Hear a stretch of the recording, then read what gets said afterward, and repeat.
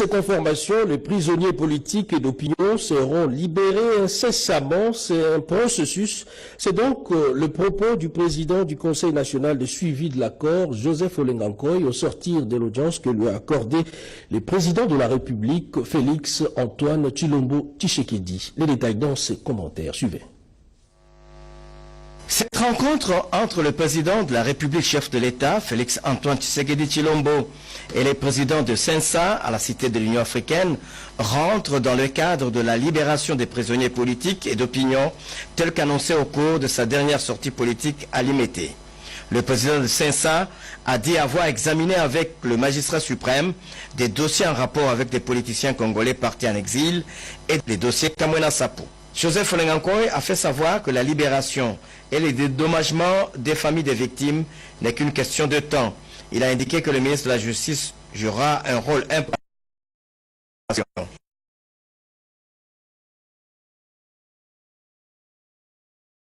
Que la mission de son institution prendra fin avec la clôture de toutes les élections prévues au calendrier de la CENI. Je suis venu rencontrer le chef de l'État en ma qualité du président du Sensa. Et je crois que vous savez qu'il y a eu un accord. Et dans le cadre de l'exécution de cet accord, dont notamment la libération des prisonniers politiques et d'opinion, le retour des exilés,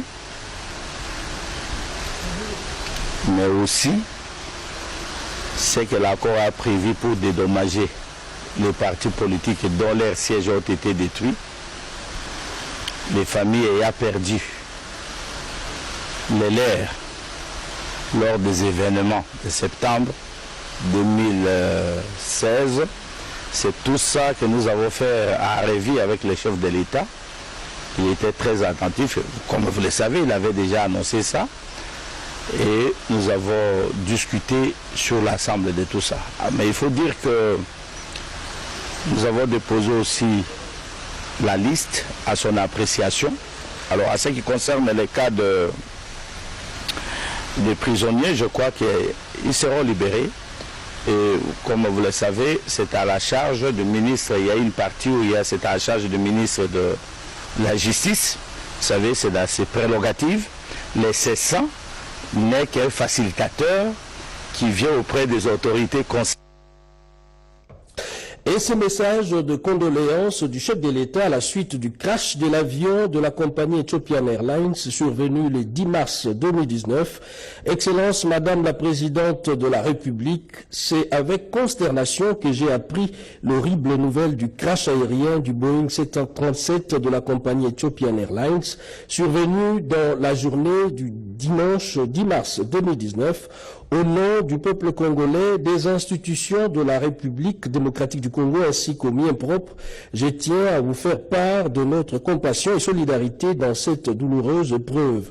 En raison de liens d'amitié et de fraternité unissant si heureusement nos peuples, puisse la République sœur d'Éthiopie, tous nos autres pays dont les ressortissants ont péri dans cet accident et les familles des victimes, trouver ici l'expression sincère de mes condoléances les plus attristées.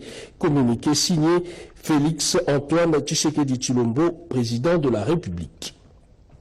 La situation sécuritaire dans le Nord Kivu a figuré au centre des échanges entre les présidents du bureau provisoire de l'Assemblée nationale, Pierre Maloka, et les élus du peuple de ces coins du pays.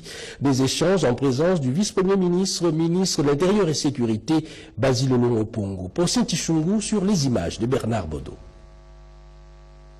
Les échanges entre les caucus des députés nationaux élus du Nord Kivu et le président du bureau provisoire de l'Assemblée nationale ont tourné autour des initiatives d'urgence en vue d'une paix durable dans leur province. Liant la parole à l'acte, les parlementaires ont remis un mémorandum détaillant des pistes de solutions au vice-premier ministre intérimaire en charge de l'intérieur et sécurité, Basile Olongo, invité pour la circonstance par l'honorable Pierre Maloka Makonchi. Dans l'intervalle de 30 jours, il y a eu 28 morts à Goma, et ce n'est pas normal. Nous, à notre niveau, nous sommes en réunion en train de travailler avec le responsable de la police, le responsable au niveau de la sécurité, pour mettre fin à ce qui se passe dans les Nord Kivu en général et à Goma en particulier. Il y a une délégation rapidement qui va descendre sur le lieu pour contribuer à la recherche de la paix dans ces coins, ce qui doit être fait immédiatement. Les élus du Nord Kivu, visiblement satisfaits, ont salué la qualité de la rencontre qui augure l'espoir d'une paix retrouvée. Le VPM s'est montré très réceptif par rapport à la situation de détresse qui se passe non seulement à Goma, mais aussi à Massissi, à Lubero, Rutshuru, Nyiragongo, à Beni. Walikale, il a promis d'accompagner les recommandations que nous lui avons remises en vue de trouver une réponse à cette grande question. Ces échanges ouverts au numéro 1 de l'Intérieur et Sécurité entre les élus du Nord Kivu et le président du bureau provisoire de l'Assemblée nationale interviennent après ceux de la même caractéristique avec les caucus des députés nationaux élus de la Tchopo. Et dans le même chapitre, les Cubains et la RDC consolident leurs échanges d'expériences parlementaires. Eh bien, le président du Sénat, Léon Kengo-Adondo, a reçu l'ambassadeur de ces pays en poste à Kinshasa, venu transmettre un message du pouvoir législatif cubain. Les comptes rendus dans ce commentaire de Bertin Ekofo-Issaoso sur les images de John Kayumba. L'essai du sénateur Yehodia Abdoulaye Ndombassi n'a pas laissé indifférent le Cuba. Plus de 2 semaines après, le président de l'Assemblée nationale du pouvoir populaire de Cuba, Esteban Lazo Hernandez, a envoyé un message de condoléances au président du Sénat, Léon Kengo-Adondo, mieux vaut tard que jamais. Au nom de tous les députés de son institution, il souligne le lien intime du sénateur Yehodia avec le Cuba et Che Guevara, des liens que nul ne pouvait distendre. Il salue la mémoire d'un infatigable défenseur des causes du peuple cubain et de celui qui a contribué de manière extraordinaire au renforcement des relations entre les deux pays et les deux gouvernements. Le message a été transmis au président du Sénat par l'ambassadeur de la République de Cuba en RDC, Madame Eva Yoling Silva Walker. C'est un message de grande tristesse pour la perte de l'honorable Gerodias. Il a été un grand ami de Cuba, de la révolution cubaine. Pour nous, comme un révolutionnaire, c'est une grande perte.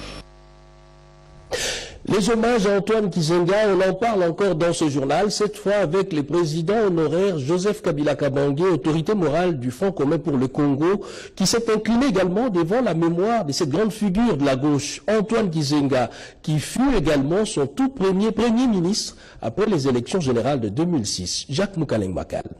Les funérailles de l'un des pères de l'indépendance de la RDC et combattant de la liberté du peuple congolais, Antoine Gizenga, dimanche 10 mars 2019, ont été un moment de compassion, de solidarité, de souvenir et de recueillement à Kinshasa. C'est ainsi que le président honoraire de la République démocratique du Congo, Joseph Kabila Kabange, cravaté de sombre et tout de noir vêtu, a rendu le dernier hommage au Palais du Peuple en cette journée dominicale sombre au patriarche décédé Antoine Gizenga, fondateur du parti le Mombiste unifié Palou en sigle, et c'était avant l'inhumation. Recueillement devant les cercueils d'un blanc éclatant recouvert du drapeau tricolore. Consolation à la famille de l'illustre disparu et salutations aux personnalités présentes. Par sa présence des plus réconfortantes, le président honoraire de la RDC, Joseph Kabila Kabange, a apporté ainsi un grand réconfort à la parentèle Gizenga, aux membres et sympathisants du Palou, à la nation tout entière éprouvée et aux foules anonymes. Il a partagé ainsi ce moment douloureux avec l'assistance touchée par la mort de l'une des figures marquantes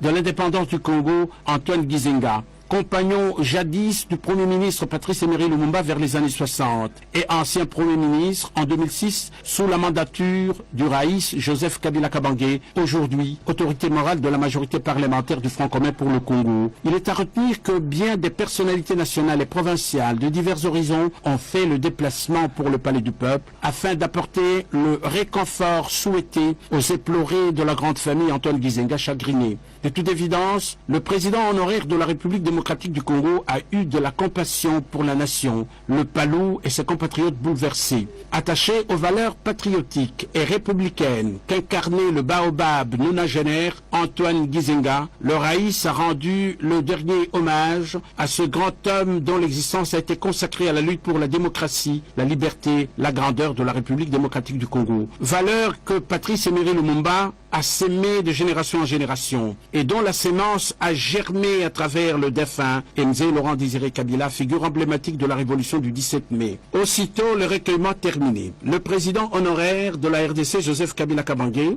autorité morale de la majorité parlementaire du Front commun pour le Congo, a pris congé de tout le monde dans le hall du Palais du Peuple, inondé d'une foule attristée. Dehors, il s'est dirigé vers la Jeep que les gens en liesse entouraient. Quelques bribes d'échanges dans une atmosphère sympathique. Le Raïs Joseph Kabila Kabange, dans sa 4x4, est parti pour le centre-ville de Kinshasa. Devoir accompli, dernier hommage rendu au patriarche Gizenga.